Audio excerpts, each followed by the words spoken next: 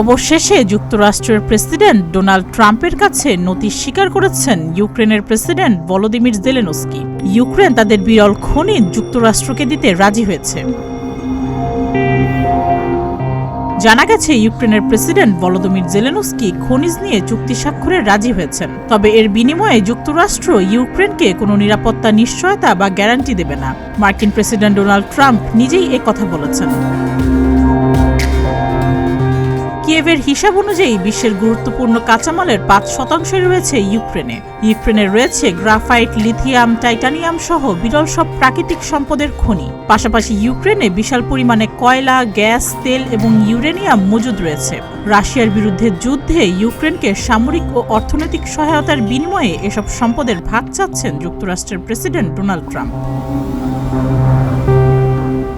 Trump তৃতীয় মেয়াদে ক্ষমতায় আসার পরপরই ইউক্রেনের যুদ্ধ বন্ধের পাশাপাশি খনিজ চুক্তি স্বাক্ষরের জন্য ইউক্রেনকে বারবার চাপ দিতে থাকেন। সম্প্রতি এই বিষয়টি নিয়ে দ্বন্দ্ব দেখা যায় যুক্তরাষ্ট্র ও ইউক্রেনের প্রেসিডেন্টের মধ্যে। তবে শেষ পর্যন্ত নথি স্বীকার করেছে ইউক্রেন। চুক্তি অনুযায়ী ইউক্রেনের খনিজ সম্পদে প্রবেশাধিকার পাবে যুক্তরাষ্ট্র।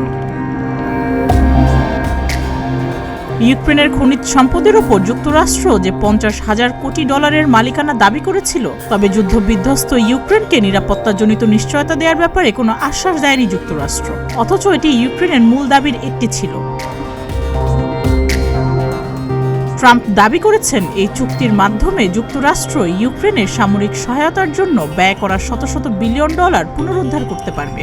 খনিজ চুক্তিটি $1 ট্রিলিয়ন হতে পারে। ইউক্রেনের আশা, খনিজ সম্পদ নিয়ে চুক্তি হলে দুই দেশের সম্পর্কের উন্নতি হবে। সুস্মিতা, প্রতিদিনের বাংলাদেশ।